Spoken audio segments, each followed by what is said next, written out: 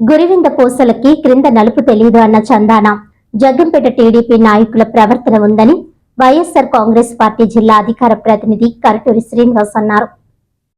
జగ్గంపేట మండలంలో జరిగిన మీడియా సమావేశంలో జిల్లా అధికార ప్రతినిధి కరటూరి శ్రీనివాస్, మండల అధ్యక్షుడు రావుల గణేష్ రాజా, నియోజకవర్గ అధ్యక్షుడు కరటూరి వీర్రాజ్ సమక్షంలో వైఎస్ఆర్ కాంగ్రెస్ పార్టీ సీనియర్ నాయకుడు కరటూరి శ్రీనివాస్ మాట్లాడుతూ నేను చేసేది రాజకీయం కాదని ప్రజాసేవే అంటూ స్పష్టం చేశారు. ప్రజాసేవకే పరిమితమైన తనపై కొంతమంది బురద చల్లే ప్రయత్నం చేస్తున్నారని, కానీ తన నడుమెత్తిన నీతిని ప్రజలు గుర్తిస్తున్నారని వ్యాఖ్యానించారు. పోలీస్ స్టేషన్, రెవెన్యూ కార్యాలయాలు, మండల పరిషత్ చుట్టూ తిరిగే బ్రోకర్ రాజకీయాల్లో తాను భాగస్వామిని కాదని ఘంటాపథంగా ప్రకటించారు. గత కొన్నేళ్లుగా లయన్స్ క్లబ్, లోక్ సత్తా వంటి సంస్థల్లో నిత్యం కార్యకలాపాల్లో పాల్గొంటూ ప్రజాసేవకు అంకితమై ఉన్నానని అన్నారు. ఈ సందర్భంలో మండల వైసీపీ అధ్యక్షుడు రావుల గణేష్ రాజా మాట్లాడుతూ దెయ్యాలు వేదాలు వల్లించడం, గురివింద పూస తన కింద నలుపు తెలుసుకోకపోవడం వంటి చర్యలు కొందరి ప్రవర్తనను ప్రతిబింబిస్తున్నాయని అన్నారు. కోడి పందాలపై లక్షలాది రూపాయలు వెనక్కు తీసుకోవడం, భవిష్యత్తులో వచ్చే పందాలకు కూడా సొమ్ము కాజేయాలని కుట్రలు మొదలుపెట్టారని తీవ్రంగా ఆరోపించారు. గ్రామాలలో ఇసుక వ్యాపారం, ట్రాక్టర్ దుర్వినియోగం వంటి విషయాలు అందరికీ తెలిసినవేనని అన్నారు. నేను నా గ్రామంలో 108 సేవలు అందిస్తున్నానని, నన్ను విమర్శించే వారికి అంత హక్కు లేదని, మేము మా శ్రమతో అభివృద్ధి చెందుతున్నాం, మా కుటుంబం ఎలాంటి దందాలలో పాల్గొనలేదని ఆయన తెలిపారు. కండిషన్ అది మీకు తీర్మానం ఇవ్వాలంటే మా జగ్గంపేట కూడా నీళ్ళు ఇవ్వాలండి. పాసిబిలిటీని బట్టి చేస్తామండి బాబు. అసలు అది ఎంతవరకు మనం ఇవ్వగలవో చూడాలి. అది ఆ కెపాసిటీని బట్టి అని చెప్తే అది తీర్మానం చేయించండి.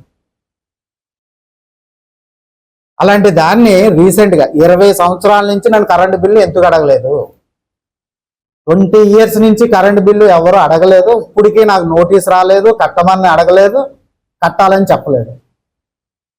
మొన్న జ్యోతుల నవీన్ గారు ఆల్ ఆఫ్ సడన్ గా, నేను ఇక్కడ లేను, యాక్చువల్గా సింగపూర్లో ఉన్నాను, డిఈ గారికి చెప్పి అది డిస్కనెక్ట్ చేసేయండి, మన పంచాయతీ ఎందుకు ఇవ్వాలి, ఫ్రీగా కరెంట్ అని చెప్పారట. డిఈ గారు నగరం వస్తే మా వాళ్ళందరూ ఆయన లేడండి, మరి దాని వివరాలు నాకు తెలియదు, సింగపూర్ నుంచి వచ్చేసి చేద్దామంటే ఆయన వెళ్ళిపోయాడు. పాపం కట్ చేయలేదు, ఎందుకంటే ఆయన కూడా మా లైన్ మెంబర్, ఆయనకి తెలుసు ప్రాజెక్ట్స్ మేము ఎలా డిజైన్ చేస్తాం, ఎలా రన్ చేస్తాం. ఓ నెల పోయాక ఎస్సీ గారు ఎవరో వస్తే ఆయన మీద ఒత్తిడి చేసి ఇమీడియట్గా కట్ చేస్తారా లేదా అని డిస్కనెక్ట్ చేశారు. చేస్తే నేను అలా వదిలేశాను, ఎందుకంటే ప్రజలకు కూడా తెలియాలి దాని ఇంపార్టెన్స్ ఏంటన్నది అనే ఉద్దేశంతో ఆపాం. అంతేగాని ఆయన ట్రస్ట్ అధికారంలో ఉన్నప్పుడు రన్ చేసి అధికారం పోయినప్పుడు మూసేశారు అని ఏదో అంటున్నాడు. మూసేయడం అంటే ఏదో చెప్తాను. దానికంటే ముందు ఏంటంటే ఆ ట్రస్ట్కి ఉన్నది ఉన్న ప్రాజెక్టులో అదొక ప్రాజెక్టే. సోషల్ మీడియాలోకి వెళ్ళి శ్రీ కరటూరి చారిటబుల్ ట్రస్ట్ అని కొట్టు, మేము చేసి అన్నీ వస్తాయి అందులో ఇది ఒకటి అంతే. ఇది మూసేయలేదు, మీరు ముంచేశారు. అది వాల్యుబుల్ ప్రాజెక్టా కాదా? సార్ మీరు అందరూ ఆలోచించి చెప్పండి. అది దెయ్యాలు వేదాలు అందిస్తాయా? అసలు నీకు ఏం తెలుసని మాట్లాడుతున్నావు? నీ స్థాయి ఏంటి? అసలు నువ్వు ఏం చేస్తావు రెగ్యులర్గా? నా గురించి నీకు తెలుసా? నేను లోక్సత్తాలో జిల్లా స్టేట్ లెవెల్లో పనిచేశాను. ఇదిగో సీతానగరం ఇళ్ల స్థలాల ఇష్యూలో మీ నాయకులు అప్పట్లో మీ పార్టీ అవినీతి చేస్తే ఇంకా అవినీతిని నిరూపిస్తామని కరెక్ట్గా 30 సంవత్సరాలు నెక్స్ట్ మంత్ అప్పటి నుంచి యాక్టివ్గా ఉన్నాం. ఏం తెలుసని మాట్లాడుతున్నావు నువ్వు? తెలుసుకుని మాట్లాడాలి. సమాచారం తీసుకునేటప్పుడు పూర్తిగా తీసుకోవాలి. అన్వర్ దేవస్థానం మా అన్నయ్య చేశాడంటాడు, ఎడ్ల బళ్ళు మా అన్నయ్య కట్టుకుని వచ్చాడంటాడు. అసలు ఆయన రాజకీయాల్లోకి రీసెంట్ మా వాడికి అసలు ఇంట్రెస్ట్ లేదు రాజకీయాలంటే. ఈ కారణాల చేత కంటిన్యూ అయింది. అలాగా లోక్సత్తాలో జయప్రకాష్ నారాయణ సొంత కారులో తీసుకెళ్లి ప్రతిధ్వని కార్యక్రమంలో కూర్చోబెట్టాడు. నేను ఇప్పుడు కాదు, 25 సంవత్సరాల క్రితం. నా వయసు ఎంతో చూడండి, 23, 22 ఉంటాయి. నేను మాట్లాడే సబ్జెక్ట్కి అని ప్రతిధ్వని కార్యక్రమం ఉండొచ్చు, 94 అనుకుంటా, 95 ఆ టైంలో జయప్రకాష్ నారాయణ రన్ చేసేవారు. ఆ స్థాయిలో ఉన్నాయి నాకు పరిచయం. మొన్న మేము ఇచ్చినటువంటి ప్రెస్ మీట్ మీద నిన్న బొదిరేట్ల సుబ్బారావు అనే వ్యక్తి ఇవ్వడం జరిగింది. దాని మీద మేము ఈరోజు ఖండనిస్తా ఉన్నాం. ఎలా ఉందంటే ఈరోజు పరిస్థితి జగ్గంపేట నియోజకవర్గం చూసుకున్నట్లయితే టీడీపీ నాయకుల పరిస్థితి గురువింద పూసకే కింద నలుపు తెలియదట. గురువింద పూసలకే దాని కింద ఉన్నటువంటి నలుపు తెలియదట, పై ఎరుపు తప్ప. అలా ఆ చందానం ఉంది ఇక్కడ ఉన్నటువంటి టీడీపీ నాయకుల యొక్క పరిస్థితి.